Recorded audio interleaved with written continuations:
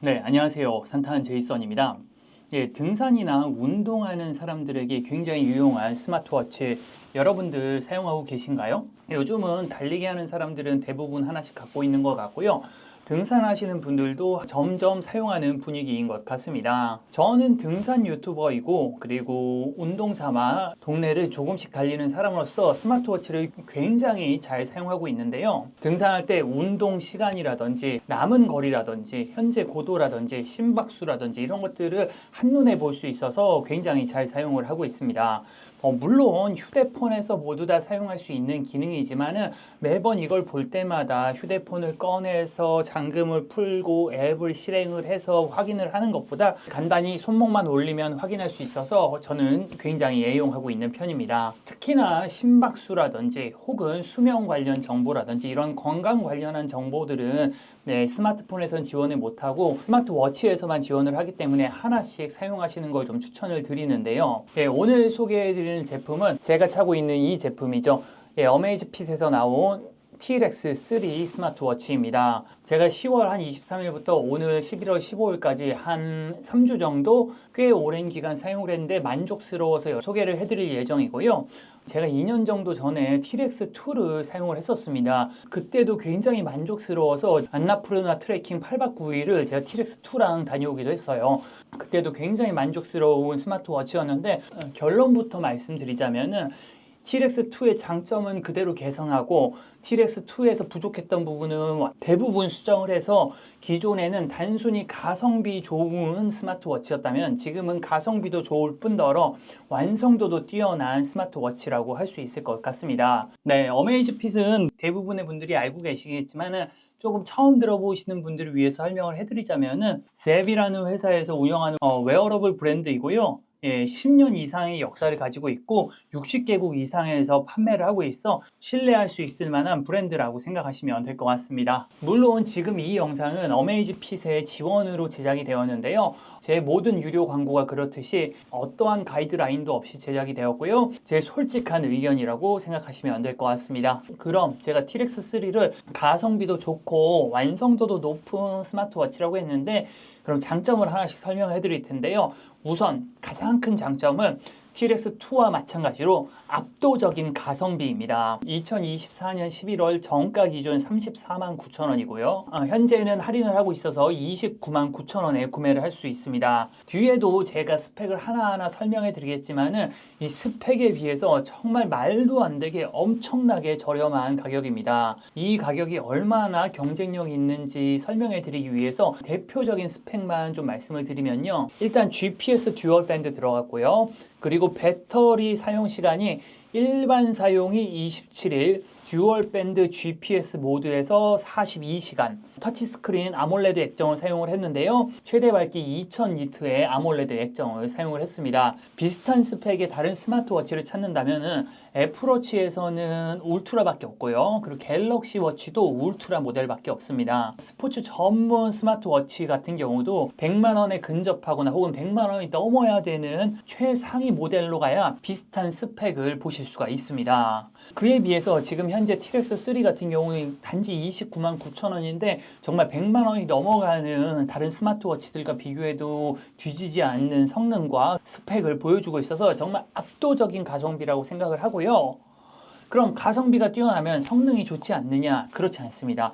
제가 지난 3주 정도 사용을 해봤는데 꽤나 만족스러운 성능을 보여주고 있습니다. 액정부터 말씀을 드리면요. 액정이 지금 480 아몰레드 디스플레이인데 최대 밝기가 2000니트입니다. 이 액정 스펙은 지금 제가 보통 주로 사용하던 이 애플워치 울트라 1과 똑같은 사양의 디스플레이라고 생각을 하시면 되고요. 제가 한 1년 넘게 똑같은 사양의 디스플레이를 사용을 해봤는데 진짜 어떤 상황에서도 진짜 선명하게 보이는 시인성을 자랑합니다. 정말 화면이 잘 안 보이는 그런 경우를 전혀 겪어보지 못할 정도로 굉장히 뛰어난 시인성을 보여줍니다.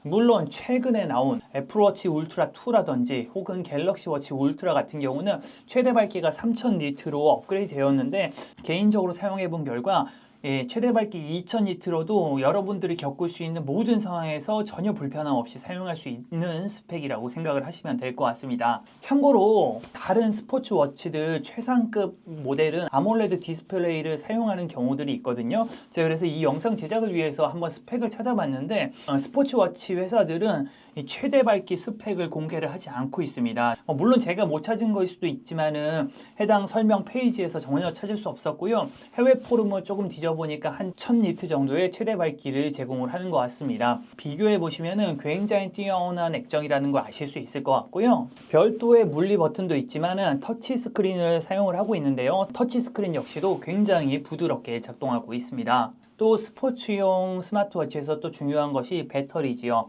배터리 역시나 굉장히 만족스럽습니다. 어메이지핏에서 제공한 배터리 사용 시간을 설명을 해드리면은 일반 사용 27일이라고 하고요. 집중 사용 13일, 그리고 GPS 듀얼 밴드 모드로 42시간이라고 되어 있습니다. 이거는 스펙사인데 그래서 제가 실제로 수령을 하고 한번 사용을 한 후기를 말씀을 드리면요.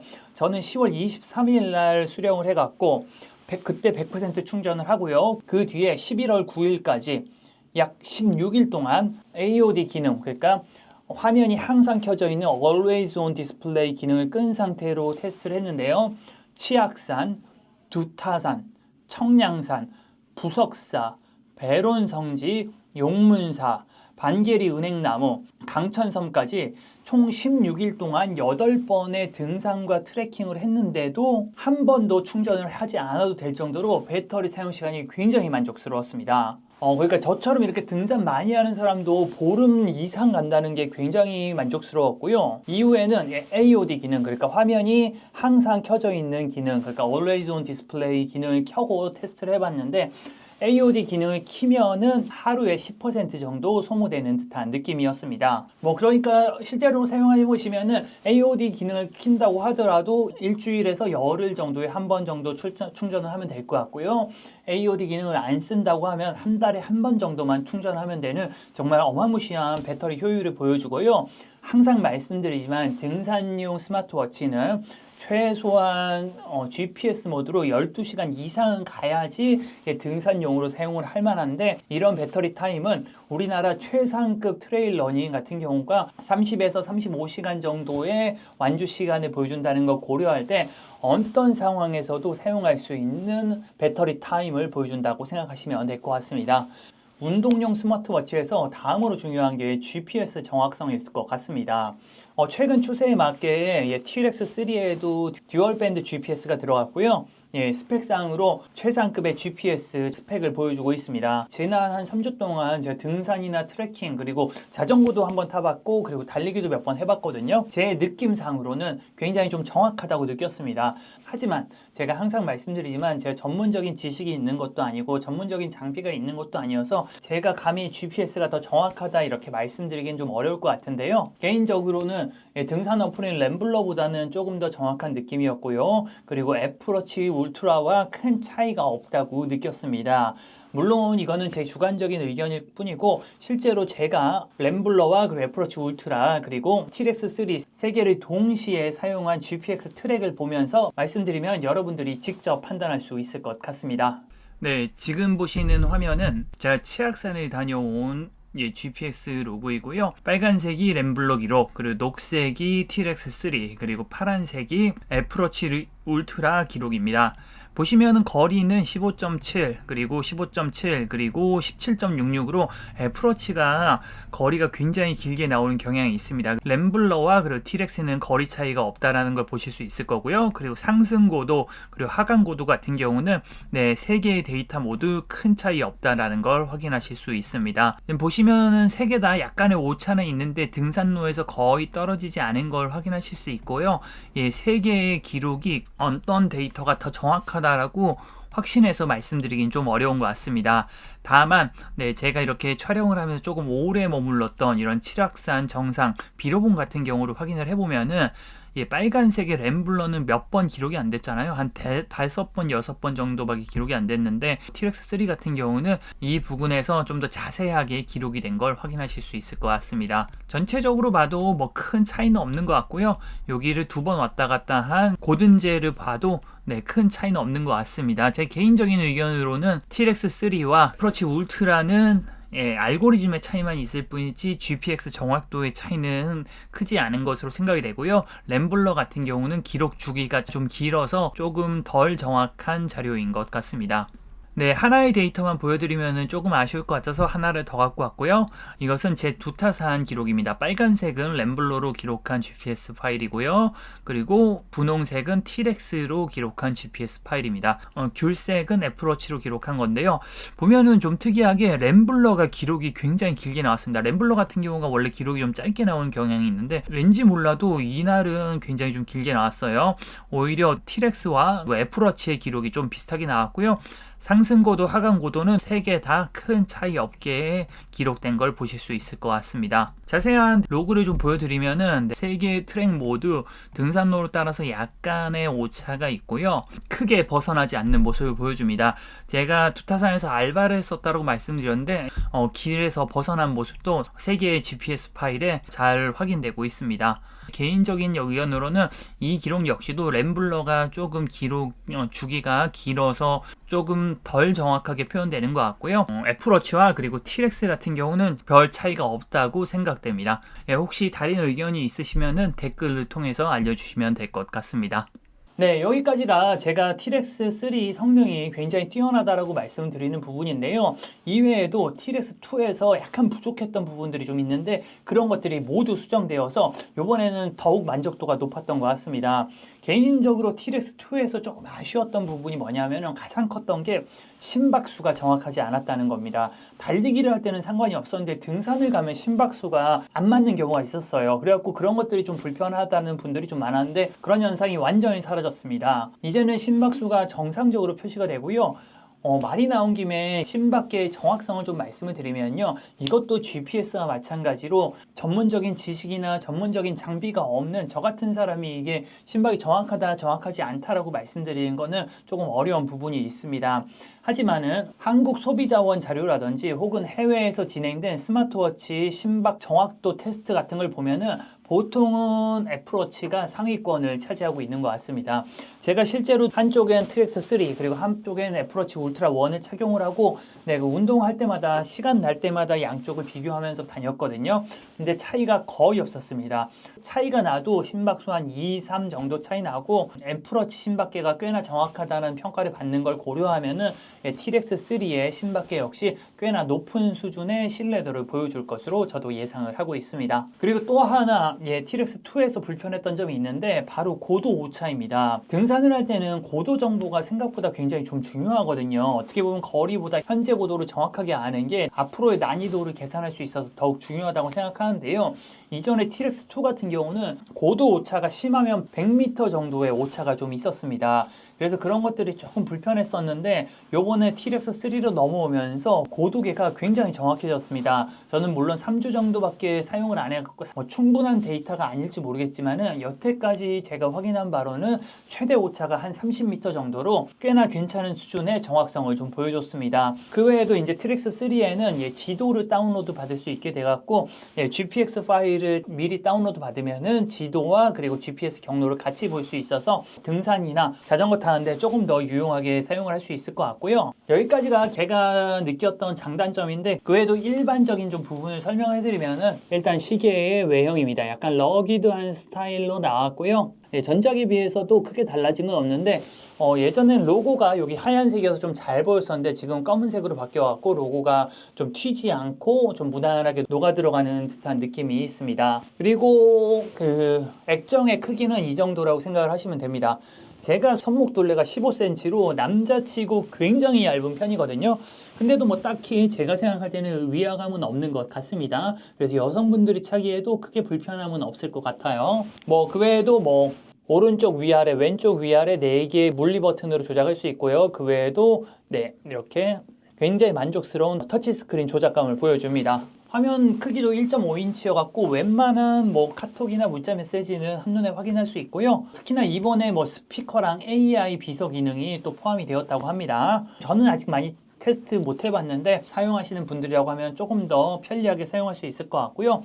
뭐 그 외에도 대부분의 스마트워치에서 제공하는 기능이죠. 수면 패턴을 파악해갖고 수면 점수를 계산을 해주는데 수면 점수를 통해서 신체나 정신의 회복 정도를 파악할 수 있게 해주는데요. 개인적으로는 굉장히 좀 만족스러웠습니다. 아침 일어나서 내가 어제 잘 잤나 이렇게 일어나서 수면 점수를 좀 확인을 하게 되고요. 가끔씩 제가 이렇게 술을 먹고 자면은 귀신같이 알아채갖고 어제 혹시 술 드셨나요? 이렇게 물어보는 것도 있었는데 그런 걸 보면 꽤나 신뢰도가 높지 않을까 생각을 합니다. 그리고 또 제가 한 운동이라든지 심박수라든지 이런 것들을 바탕으로 PAI라든지 노력 점수라든지 건강 관련한 지표들을 좀 직관적으로 보여줘갖고 현재 활력 상태를 판단을 하거나 앞으로 훈련 계획을 세우는 데 도움이 되는 것 같습니다. 그렇다면 이제 제가 실제로 등산 시에 사용하는 모습을 좀 보여드리도록 하겠습니다. 네, 실제로 등산에 사용하는 모습을 좀 보여드리면요. 오른쪽 위에 운동 버튼을 누르고요. 메뉴 중 등산 메뉴를 선택을 합니다. GPS 신호를 검색을 하는데요. 한 10초만 기다리면은 이렇게 GPS 신호를 잡습니다. 바로 고를 누르면 등산을 시작하고요. 길찾기 기능을 사용하고 싶을 땐 아래로 내리시면은 탐색이라는 메뉴가 있습니다. 탐색에서 내 노선을 누르시면요. 미리 장치로 전송해 놓은 GPX 경로를 찾을 수가 있고요. 저 같은 경우는 오늘 백양산, 내장산, 연계산행 GPX 파일을 미리 전송해 왔습니다. 해당 메뉴를 누르시고요. 노선 사용을 누르시면은 해당 GPX 경로를 불러왔고요. 실제로 등산을 시작을 하면은 경로를 따라서 갈 수 있습니다. 네, 그럼 등산을 시작하고요. 등산 중에 또 사용하는 모습을 보여드리도록 하겠습니다. 네, 등산할 때 화면을 보여드리면요. 이게 기본 화면입니다. 위에 운동 시작한 시간, 그리고 거리, 그리고 심박수, 현재 고도 이렇게 4개가 나오는 게 기본 화면이고요. 그 다음 화면은 수직 속도와 그리고 현재 속도, 총 획득 고도, 총 손실 고도를 확인할 수 있습니다.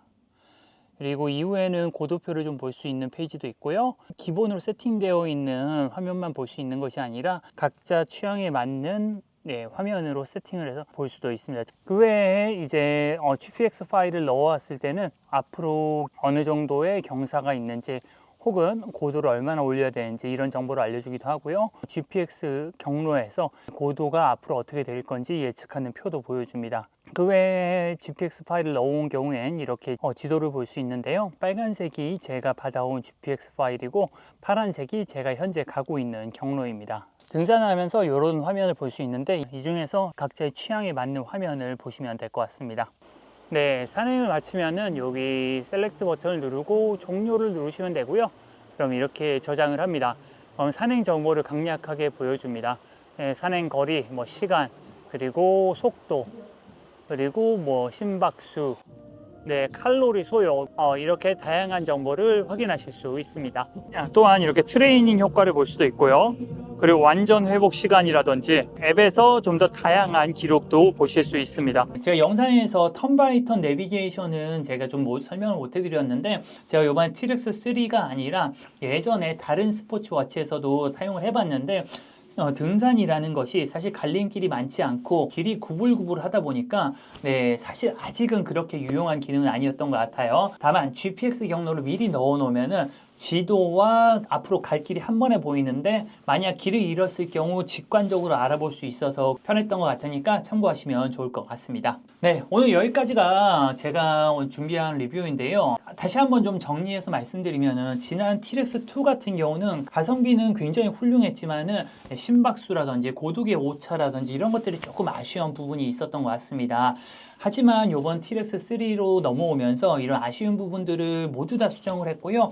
정말 스펙도 거의 최상급에 아쉬운 점도 거의 없어서 정말 추천할 만한 스마트워치인 것 같습니다. 실제로 주변에 만약에 누가 스마트워치에 관심이 있다라고 하면은 저는 자신 있게 가장 먼저 추천할 게 TRX3라고 생각을 하고요. 그렇다고 해서 이 TRX3가 정말 어떤 다른 스마트워치보다 좋다 그렇게 말씀드릴 수는 없을 것 같습니다.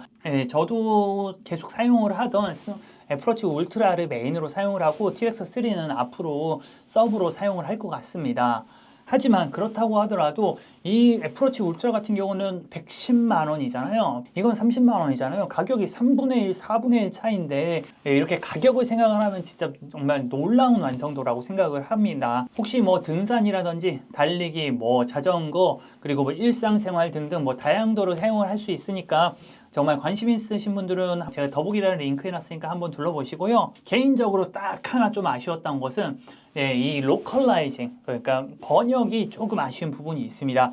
대부분의 번역은 훌륭합니다. 하지만 번역이 조금 아쉬운 부분이 있어요. 예를 들자면은 제가 턴 바이 턴 내비게이션을 쓰는데 레프트 턴은 좌회전이라고 잘 나오는 반면 오른쪽으로 꺾어야 되는 상황에서는 우회전이라고 안 나오고 오른쪽으로 돌아라고 나옵니다. 그러니까 레프트 턴은 좌회전으로 번역이 됐고 라이트 턴은 오른쪽으로 돌아라고 번역이 된 것 같아요. 그런 부분이 가끔씩 조금 거슬리는 부분이 있는데 전체적인 번역 상태는 나쁘지 않고요. 약간 디테일한 부분에서 약간 로컬라이징의 아쉬움이 있었다 정도로 생각을 하시면 될 것 같습니다. 다시 한번 말씀드리지만 오늘 리뷰는 어떠한 가이드라인 없이 100% 제 의견으로 이루어진 리뷰니까 참고하시고요. 저랑 좀 다르게 생각하시는 분들도 있을 것 같습니다. 혹시 써보신 분들은 댓글로 의견을 남겨주시면은 다른 분들에게 더욱 도움이 될 것 같습니다. 네, 여기까지가 오늘 제가 준비한 내용이고요. 전 다음에 또 좋은 영상으로 찾아뵙도록 하겠습니다. 전 산타는 제이슨이었습니다. 감사합니다.